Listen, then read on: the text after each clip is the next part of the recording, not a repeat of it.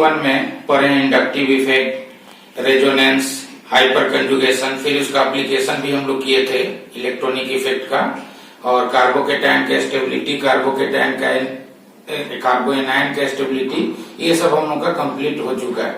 अब उसी जीओसी 1 था और जीओसी 2 में हम लोग बहुत ही इंपॉर्टेंट टॉपिक है ये, हर एक एग्जाम में 2-3 क्वेश्चन यहाँ से रहता है, और वो है acidic strength and basic strength. Acidic strength and basic strength. अब सबसे पहले देखो, हम लोग केमिकल इक्विलिब्रियम, एसिड और बेस का डेफिनेशन भी हम लोग पढ़ चुके हैं, लेकिन थोड़ा थोड़ा ले लेते हैं हम लोग। जैसे एसिड, तो एसिड का डेफिनेशन हम लोग देते हैं अकॉर्डिंग टू आर्हेनियस थ्योरी, यानी आर्हेनियस ने बोला था, according to Arrhenius theory acid ions molecules और any species gives H+ ion in aqueous solution.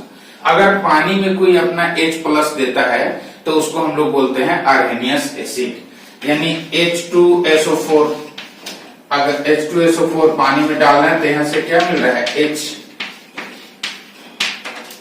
HCHBr हो गया, HI हो गया, ये सब का सब जो है ना वाटर में एक्वियस में क्या दे देगा, एक्वियस में जो है ना यहाँ से क्या मिलेगा, H+ का क्या होगा फॉर्मेशन, तो इसको हम लोग बोलते हैं एसिड। उसी तरह से हमारे पास जो है ब्रोंस्टेड एसिड, तो ब्रोंस्टेड एसिड का मतलब होता है प्रोटॉन डोनर। तो आर्हेनियस एसिड और ब्रोंस्टेड एसिड दोनों हमारा सेम है, क्योंकि ये प्रोटॉन डोनर मतलब H+ को क्या करेगा, डोनेट करेगा। अब इसको हम जैसे HBr अगर डोनेट करेगा तो H+ डोनेट करेगा, तो इसको हम लोग क्या बोलते हैं, ब्रोंस्टेड क्या बोलेंगे, एसिड। बस अंतर सिर्फ इतना ही है कि इसमें एक्वियस में वाटर में H+ दे रहा है, और ये ब्रोंस्टेड एसिड हमारा हुआ कि H+ जो डोनर होगा, H+ डोनर को हम लोग बोलते हैं ब्रोंस्टेड एसिड। फिर हमारा आर्हेनियस क्या, आर्हेनियस एसिड हो गया, आर्हेनियस क्या हुआ, ब्रोंस्टेड क्या हो गया, एसिड। फिर उसी तरह से हमारे पास है लुईस एसिड, ये भी हम लोग पढ़ चुके हैं। लुईस एसिड, लुईस एसिड का मतलब होता है लोन पेयर, लोन पेयर को जो डोनेट करेगा उसको लुईस बेस करेंगे, और लोन पेयर को जो एक्सेप्ट करता है उसको हम लोग लुईस क्या बोलते हैं, एसिड। अब जैसे मान लो कि NH3 हमारे पास है, यहाँ लोन पेयर ऑफ इलेक्ट्रॉन है, और ये हमारे पास BF3 हुआ जिसमें वेकेंट ऑर्बिटल है, ये अपना लोन पेयर को इसको डोनेट किया, तो लोन पेयर को डोनेट किया तो यहाँ पर NH3 और BF क्या हो गया 3। तो ये जो एक्सेप्टर जो होगा लोन पेयर एक्सेप्टर, इसी को हम लोग क्या बोलेंगे, लुईस क्या बोलेंगे, एसिड। क्या बोलेंगे इसको, लुईस एसिड। चलिए उतारिए इसको।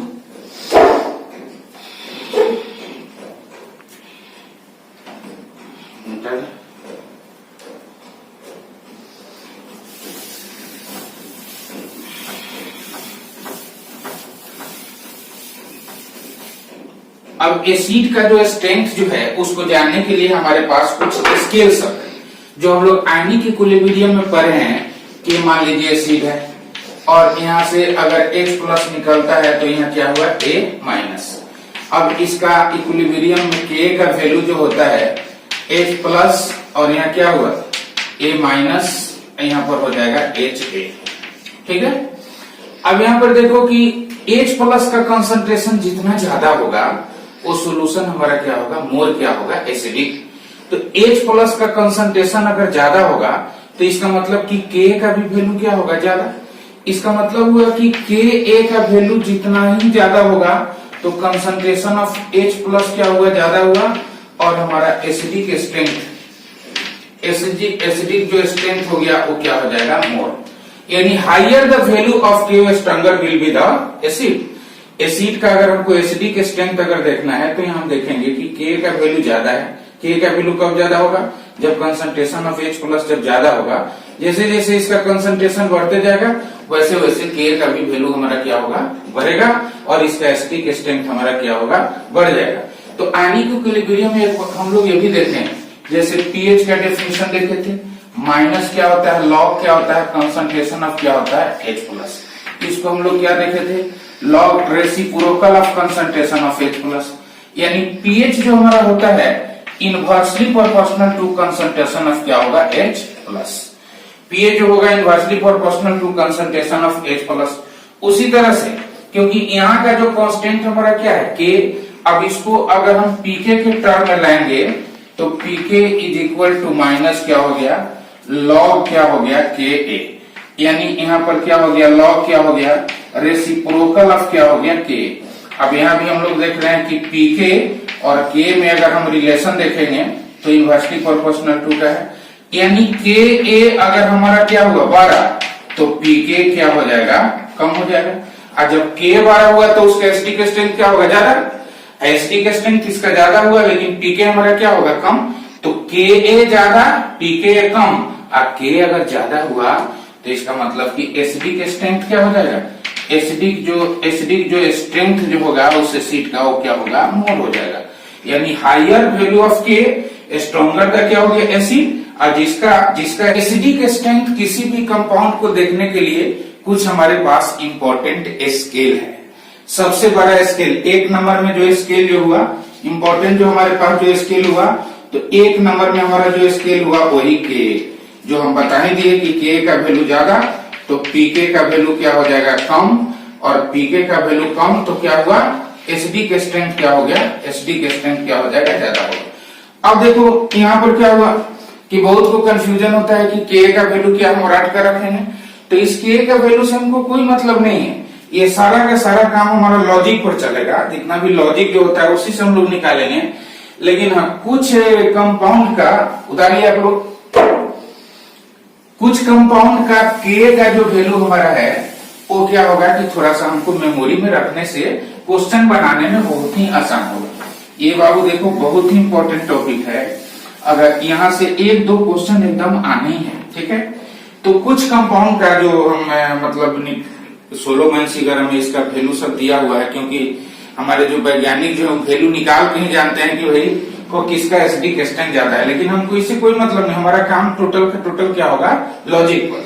तो पहला जो हमारा स्केल है के और पीके का वैल्यू, तो उसमें हम लोग कुछ एसिड का, जैसे हमारे पास एच एस बी और क्या हुआ F6, इसको हम लोग बोलते हैं सुपर एसिड, ये सुपर एसिड हुआ। और इसका अगर हम पीके का वैल्यू अगर जाने तो इसका पीके का वैल्यू होता है -12। पीके का बोले अभी, पीके का वैल्यू जितना कम होगा एसिडिक स्ट्रेंथ क्या होगा, ज्यादा।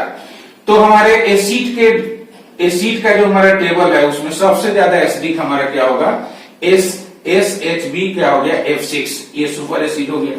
उसके बाद मिनरल एसिड सब हमारा जैसे H2SO4, इसका जो पीके का जो वैल्यू होता है माइनस क्या होता है 10। उसके बाद HI हो गया, इसका पीके का वैल्यू होता है -9। फिर HBr हो गया, इसका पीके का वैल्यू होता है माइनस क्या होता है 7। फिर आपका HCl हो गया, इसका पीके का वैल्यू होता है -6। अब देखो अगर हम ऑर्गेनिक एसिड का अगर हम बात करें तो ऑर्गेनिक एसिड में जैसे हमारे पास बेंजीन सल्फोनिक एसिड, ये ऑर्गेनिक एसिड का सबसे बढ़िया एसिड है जिसका एसिडिक स्ट्रेंथ होता है -6 पॉइंट क्या होता है 5। बार बार मैं बोल रहा हूं कि इसको रटने का कोई जरूरत नहीं है, हमारा काम सिर्फ लॉजिक पर चलेगा। लेकिन ये सब जो है ना, ये सब थोड़ा सा याद करके रखेंगे तो क्वेश्चन को बनाने में बहुत ही आसानी होगी। उसी तरह से अगर हम H3O+ का बात करें तो इसका माइनस होता है 1 पॉइंट क्या होता है 8, ठीक है। उतारिए इसको। उसके बाद फिर देखो यहाँ कुछ और पीके वैल्यू है। अब जैसे हमारे पास फॉर्मिक एसिड, तो फॉर्मिक एसिड का जो पीके वैल्यू होता है वो होता है 3 पॉइंट क्या होता है 7। फिर हमारे पास एसिटिक एसिड, एसिटिक एसिड का जो पीके वैल्यू होता है वो 4 पॉइंट क्या होता है 2।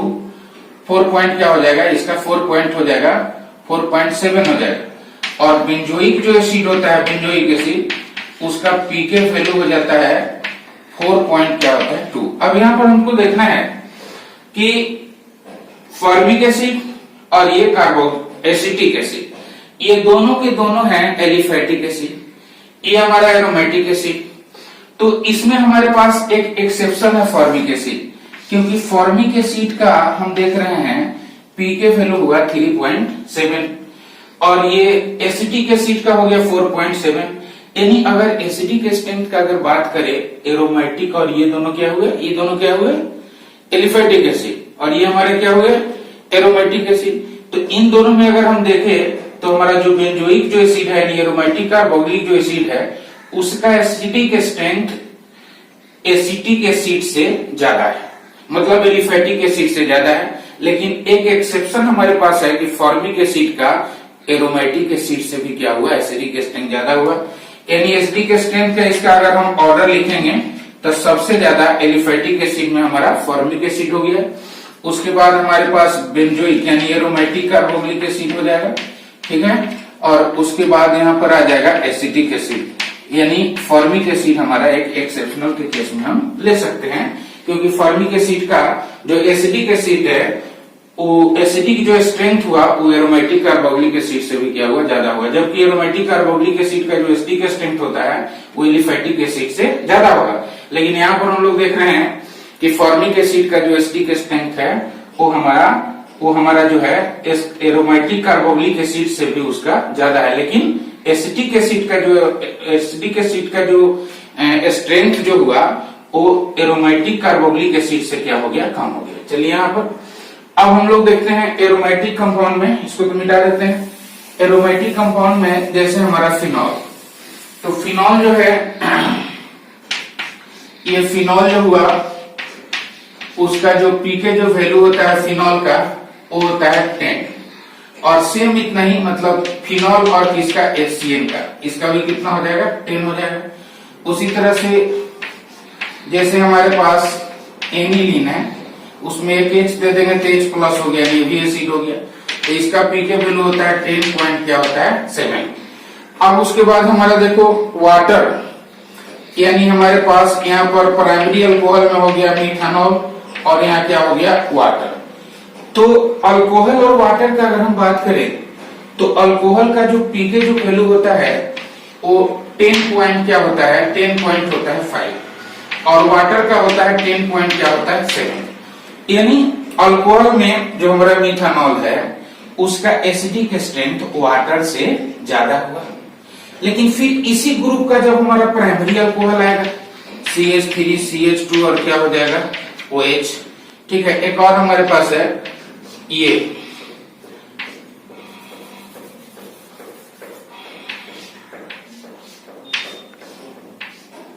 इसमें यहां से अगर आप H प्लस निकाल रहे हैं तो एरोमेटिसिटी आएगा, क्योंकि 6 पाई का केस आ जाएगा। तो इसका जो है प्राइमरी अल्कोहल हुआ, जितना भी वैरायटी का प्राइमरी अल्कोहल और इसका जो पीके वैल्यू होता है वो होता है 15, सॉरी इसका होगा 15 पॉइंट क्या होगा 5, इसका होगा 15 पॉइंट क्या होगा 7, इसका कितना हो जाएगा 16, ठीक है। फिर तुम्हारा सेकेंडरी अल्कोहल हुआ, कोई भी सेकेंडरी अल्कोहल, जितना भी सेकेंडरी अल्कोहल हो जाएगा उसका पीके वैल्यू जो हो जाएगा वो होगा 17। उसके बाद टर्शियरी अल्कोहल, जितना भी टर्शियरी अल्कोहल होगा 3 डिग्री का अल्कोहल, ये आपका 2 डिग्री अल्कोहल हुआ, ठीक है, और ये 3 डिग्री अल्कोहल हुआ, तो इसका हो जाएगा 18, ठीक है। फिर देखो अब हमारे पास हाइड्रोकार्बन में जब हम आते हैं तो हमारे पास एसिटिलीन, तो एसिटिलीन में होता है क्या कि इसका हाइब्रिडाइजेशन क्या होता है sp, हाइब्रिडाइजेशन sp होने से ये मोल इलेक्ट्रोनेगेटिव कार्बन हुआ, और H प्लस में यानी यहाँ से इलेक्ट्रॉन को विड्रॉ करेगा यानी H प्लस निकलने का चांस है, तो इसका जो एसटी के स्ट्रेंथ होता है यानी पीके जो वैल्यू होता है 25। उसी तरह से अल्कीन में, अल्कीन का यहाँ पर क्या होता है sp2, तो इसका जो पीके वैल्यू होता है 33, और अल्केन जो हमारा हुआ उसका होता है 50। यानी मान लीजिए कि ऑर्गेनिक कंपाउंड का एक लिस्ट बना हुआ है और उसमें हमसे अगर डिमांड करता है कि भाई बताइए कि सबसे कम एसिडिक स्ट्रेंथ किसका होगा, तो हम सेलेक्ट कर लेंगे किसको, हाइड्रोकार्बन को। किसको सेलेक्ट करेंगे, हाइड्रोकार्बन को। हाइड्रोकार्बन में किसको, अल्कीन को सेलेक्ट करेंगे। यानी अल्कीन का पीके वैल्यू क्या होगा, सबसे ज्यादा हुआ, और पीके वैल्यू सबसे ज्यादा होने के कारण इसका जो एसिडिक स्ट्रेंथ होता है सबसे क्या होता है, कम। यानी पूरे ऑर्गेनिक कंपाउंड में अगर हमसे कोई पूछे कि सबसे कम एसिडिक स्ट्रेंथ किसका होगा, तो होगा हाइड्रोकार्बन में अल्केन का।